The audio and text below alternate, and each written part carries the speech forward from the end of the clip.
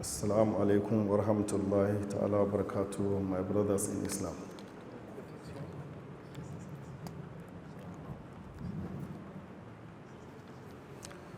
Let me start by thanking the organizers of this lecture for giving me an opportunity to share some of the experiences I gained while doing my job as an agriculturalist, as a civil servant, and also as a farmer. So I will try as much as possible to throw away so much of the theories that are around the topic. I'll concentrate on the practical aspects of the very topic why I thought we should communicate. Let me start by telling you that I delivered this lecture some 2 years ago somewhere, and many people indicated interest, and I was forced to translate the lecture in many languages and present it to people. So when I was contacted by the leadership of this mosque, Mr. Abdullahi in particular, I promised him that I will try as much as possible to come and discuss with you. So it is not a lecture that I'm coming as only an expert to present to us here. There are many of you here that knows what I'm going to say better than me. But this is my little contribution as your brother in Islam. And let us see it as training ourselves or discussing among ourselves so that we get the better part of what we intend to do. I thank you so much for this opportunity once again, and I greet all of you for coming. May Allah guide us and may Allah support us in whatever we seek to do. Now, the title of the paper is Why Seek for Employment Elsewhere when the soil is where you get most of your wealth. Now, this lecture in particular was done to a group of youth that at the end of the day, somebody said even the adults needed the lecture. And that's why I say I'm going to present it so that we discuss at the end of the day. I don't want it to be a monologue where me will only do the talking. Maybe at the end of the lecture, like the Imam mentioned, I need responses from you so that we can move forward. Thank you so much. So this is the title of the topic. The essential thing is I want to tell people, I want to discuss with you that you don't have to waste your time seeking for a job these days because the jobs are not there. The jobs are not there. The jobs today are mostly in the private sector. If you want to get a job quickly, I met so many young graduates that have spent about 7-8 years looking for government white-collar job, and the jobs are not there.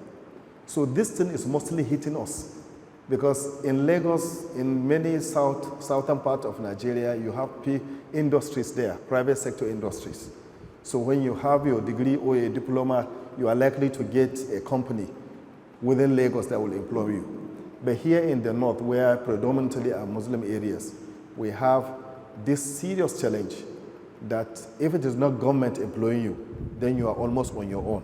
So that is why we need to continue to talk to our youth, we need to continue to talk to our people that we do not have to continue to completely rely on government for employment. And there are many areas where you can go and get employment.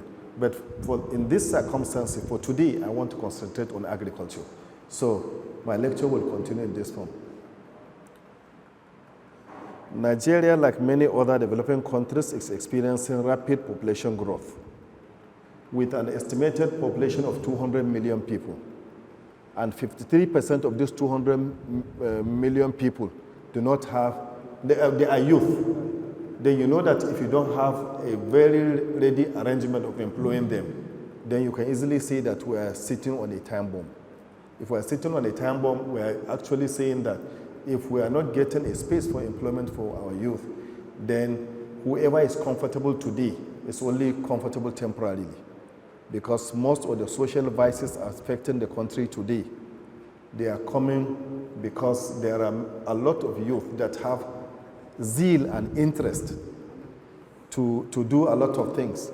But then the youth are looking for jobs. The jobs are not there. That's what I'm trying to say. What I also said here is that agriculture could play a very good role in creating an alternative employment for youth, rather than continue to remain and continue to convince yourself that the government job is coming. Like I told you, I met somebody who spent 7 years.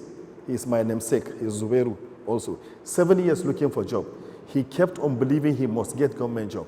And within that period, when I saw, the last time I saw him, even his shoes has changed its alignment because he's working. He doesn't even have the money to continue. He believes he must get government job. So I told him, I sat him down, don't bother yourself. There are many jobs that can fetch you more money than the government job. So at the end of the day, to some extent, I was able to convince him. He is now an Uber driver. And he told me he will soon go back to the farm and continue what I advised him to do.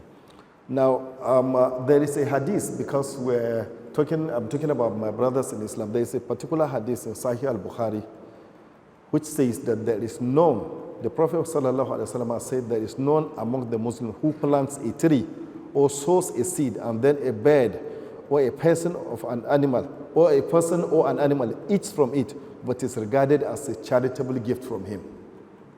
You can imagine if you have a farm and then these termites are eating, birds are eating. When you even produce, you pay zakat. From your own effort, people will be eating. And all this is considered charity.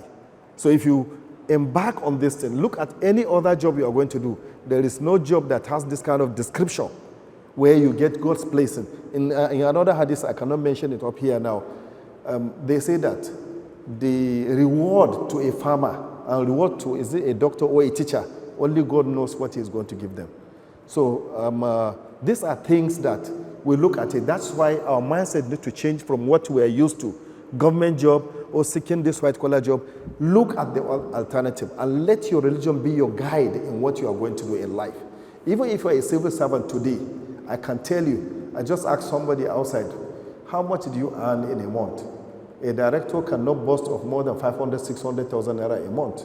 By the time you check the responsibilities on his neck in terms of fuel, in terms of electricity bill, water bill, and the challenges of even taking care of the family, you know that we are all lying to ourselves if we say that 600 or 700 or even $1 million will be adequate for you.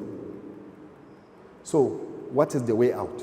The way out is for all of us to go back and take lessons from our religion, from the books, from the hadith. What is it that the Prophet encouraged us to do more?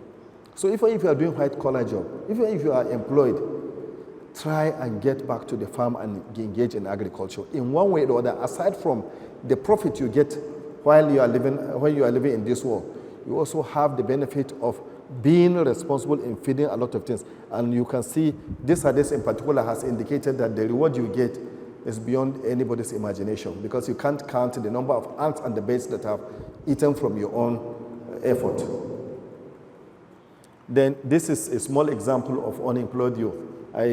We try to hide the pictures because we don't want anybody to accuse us that we are embarrassing them. But this, we even cut the picture. You will have seen a small vacancy. It's a particular ministry, a particular agency of government that had a vacancy of like 80 people, but almost 3,000 to 10,000 people gathered there struggling to get employed. Why are we insisting it must be government? In many climes of the world, people struggle to get engaged in private sector. I know a country where government has to give a lot of incentive to get people to come and work for it. Everybody is rushing just to go to the private sector. Everybody is just going into the farm. Most people want to be engaged in manufacturing to contribute to the society. But we chose the lazy approach, because whoever accepted to be a civil servant and remain a civil servant and not making any effort to do agriculture, you are using a lazy man's approach. I'm sorry, nobody should feel I'm accusing, but it will be better, and it will, if you struggle to live up to the expectations of your religion by embarking on productive aspect of agriculture by production, you are going to be better for it, and the community you are living in will be better for it, the nation will be better for it. Then there are Islamic perspectives of utilizing agriculture, for instance, as a basis. The Prophet Muhammad sallallahu alaihi wasallam, peace be upon him, is reported to have said, "No one eats better food than that which he earns from the work of his own hands." The Prophet of Allah, David, used to eat from the earnings of his manual labor. This hadith in particular highlights the significance of engaging on honest labor, which includes agriculture and the blessings that come from it. In summary, the Islamic perspective encourages the use of agriculture as a means of youth employment, fostering personal development and contributing to the well-being of the society while adhering to ethical principles. This, if I convince everybody to get into agriculture, the question will be, do we have enough land? Do we have enough space to accommodate everybody? Like I just finished mentioning, a country with 200 million population, other statistics say 220 million, and then 53% of this population are the youth. So if you say everybody should go back to the farm, do we have enough space? Do we have enough land area to cater for that?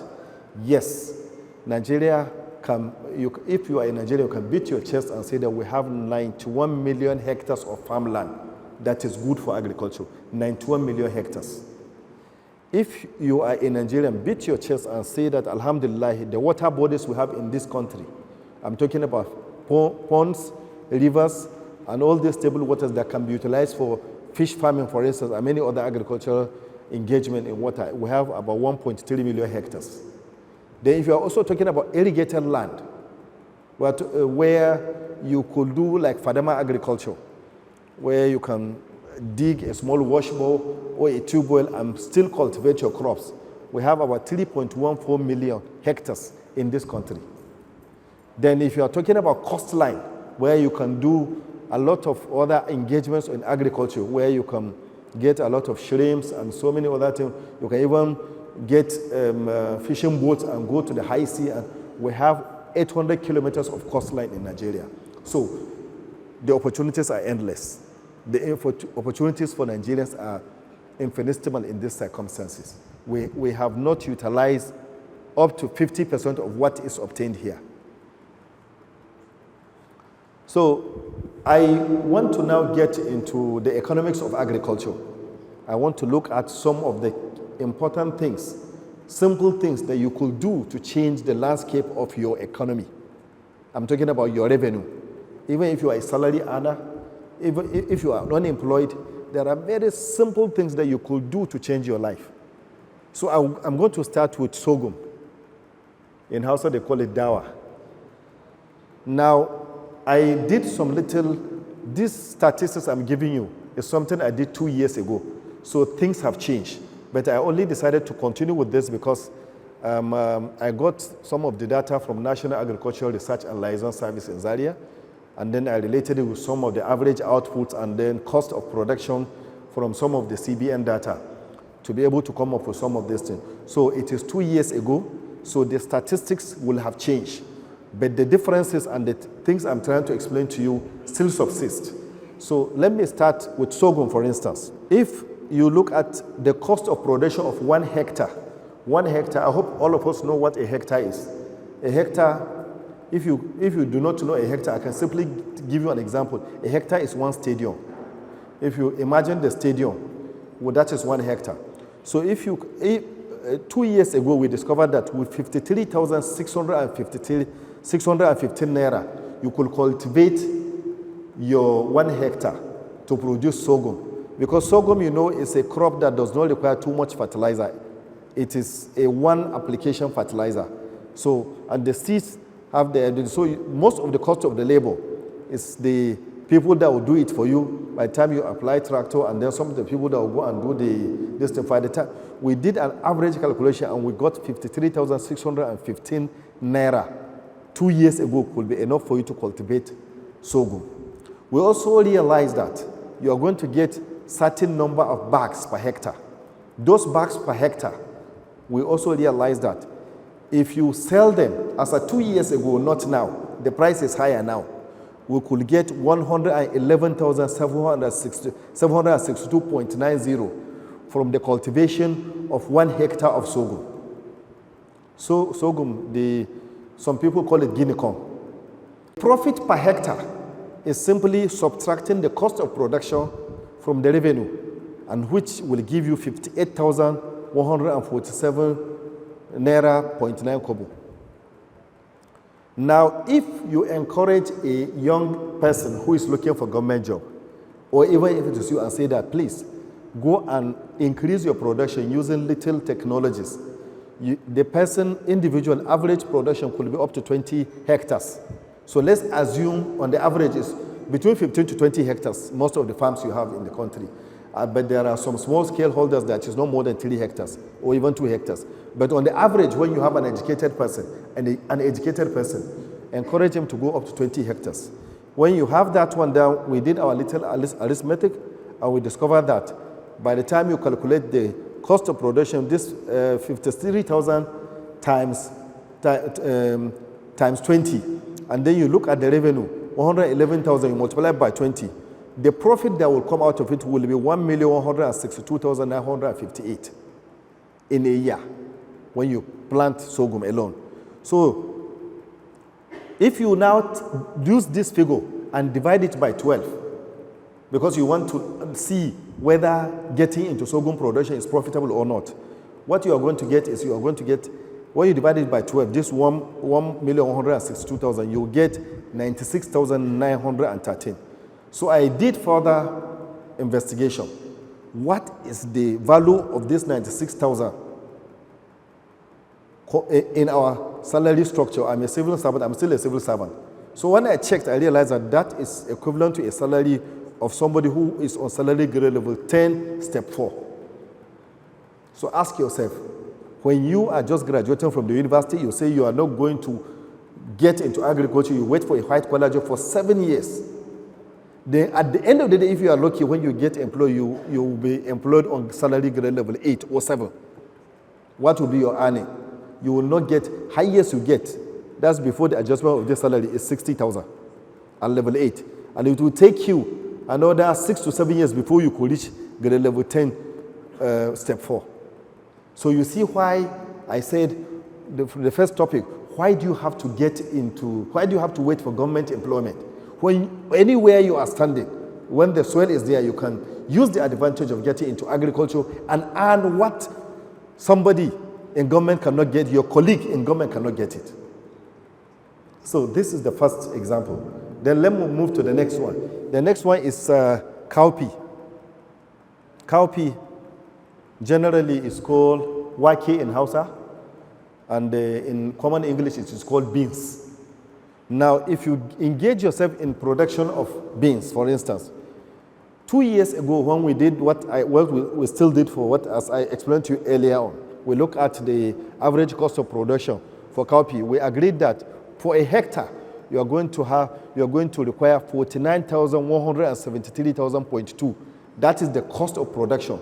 Because cowpea has problem, you have to be applying chemicals constantly. It has this wahala of these insects that is attacking. So you have to, most of the money for cost of production is on application of chemicals to pesticides to clear the insects. Now, that is the cost of production 2 years ago. Then the revenue per hectare was 336,149.5. That's the revenue per hectare.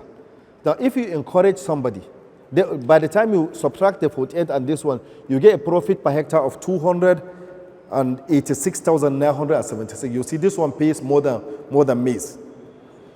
Then, if you encourage the person who is producing to get into production of 20 hectares, I use 20 hectares as a model to encourage the youth to get into agriculture. Because if you are educated, you know that these are things you could do quickly.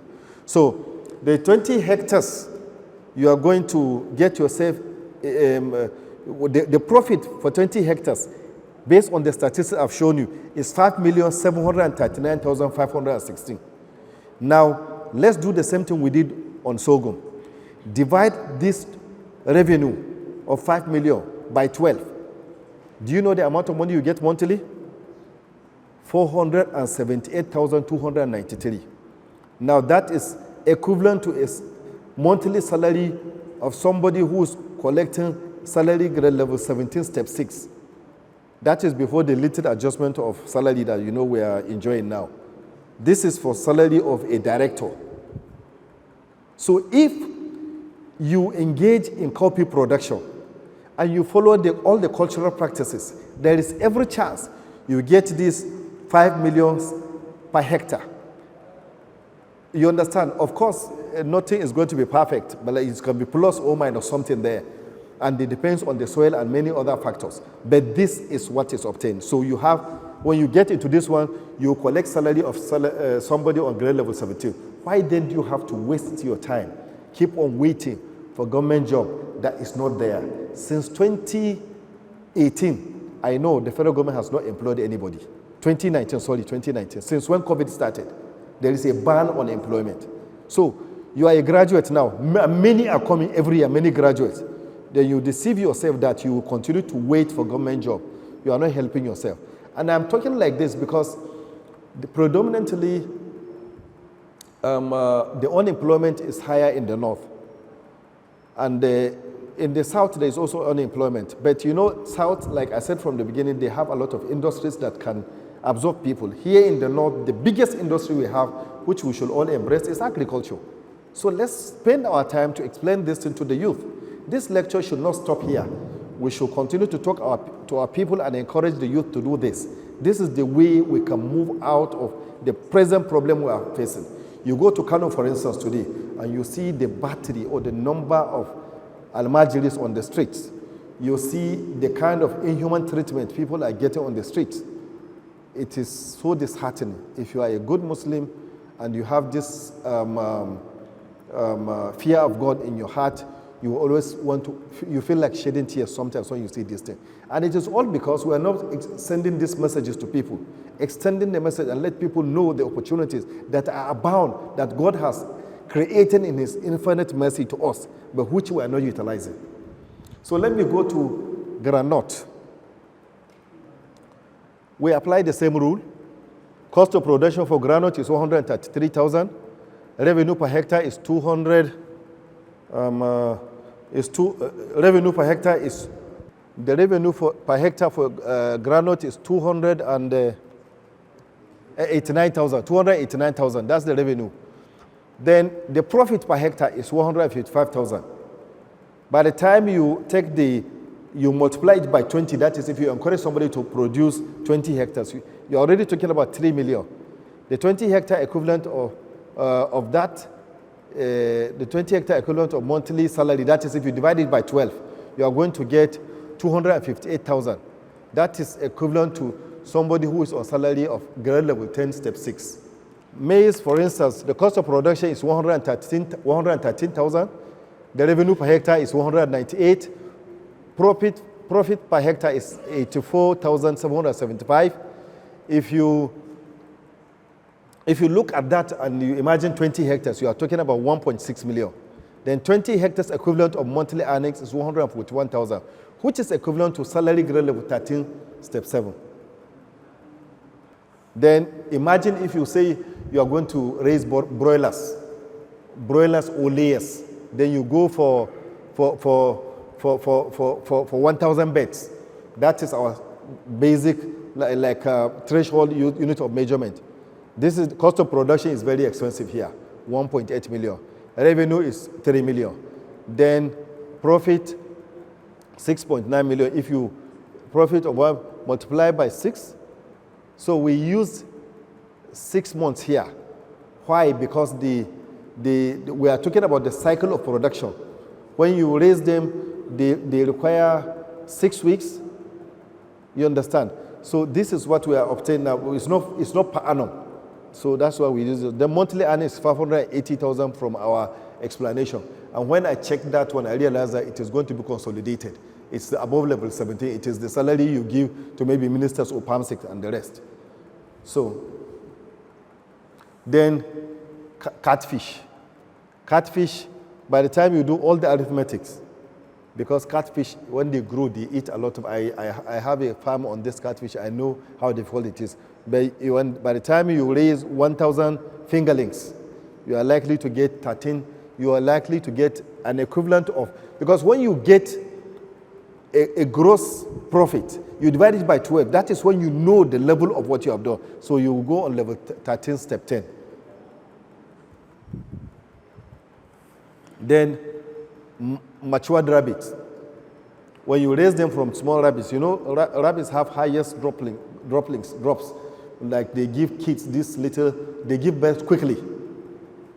And this is the cost of production, and they are easy to maintain, easy to raise, and they have little wahala of sickness. So by the time you do the mathematics, you get salary grade level 15 in this one now.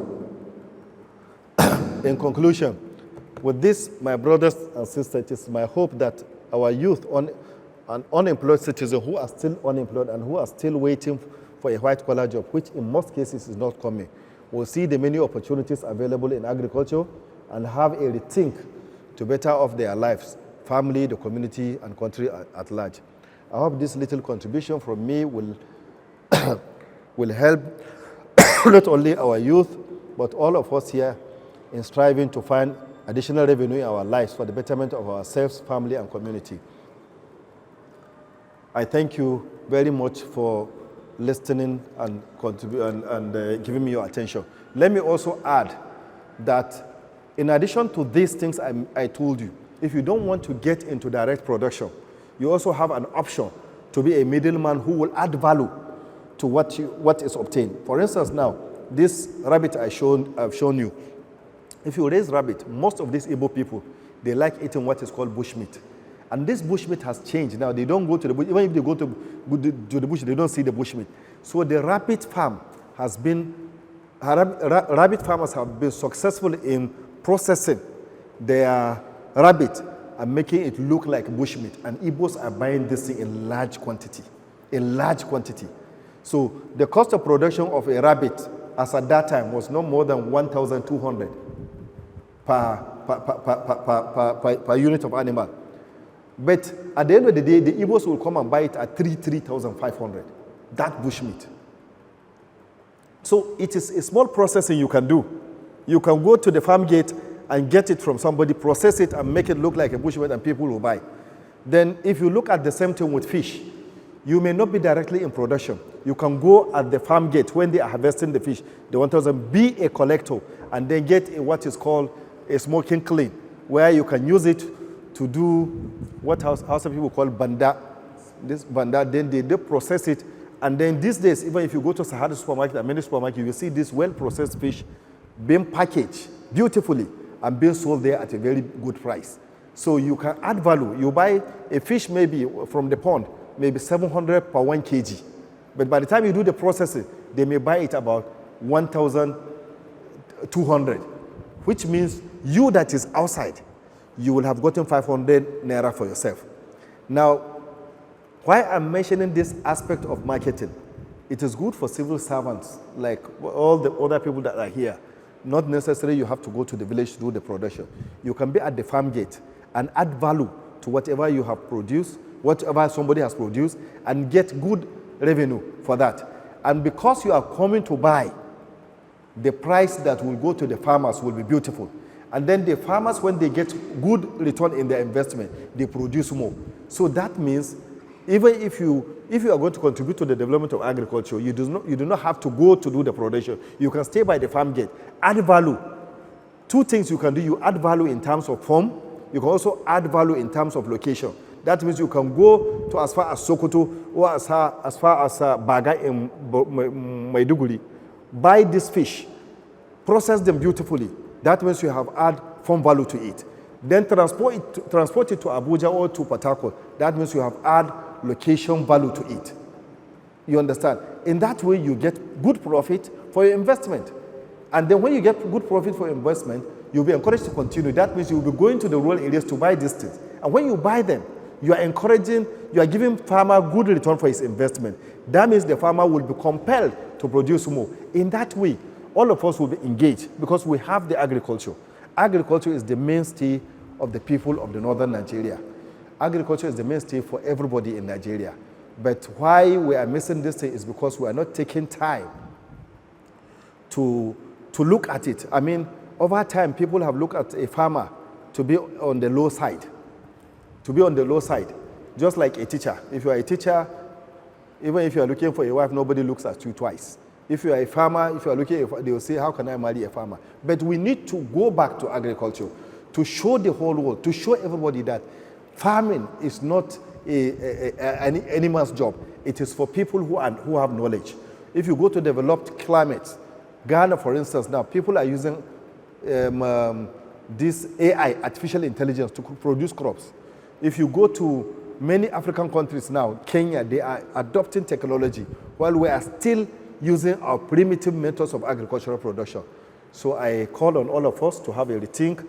If you are already employed, just look for a second option for to earn revenue. If you are not employed, please don't waste your time looking for government job. I thank you so much. May God bless every one of us here. Alhamdulillah, Rabbil Alamin, Ar-Rahman, Ar-Rahim, Maliki Yawmiddin. Iyyaka na'budu wa iyyaka nasta'in. Ihdinas siratal mustaqim, siratal ladzina an'amta alaihim, ghayril maghdubi alaihim waladdallin. Subhana rabbika rabbil izzati amma yasifun wa salamun alal mursalin walhamdulillahi rabbil alamin.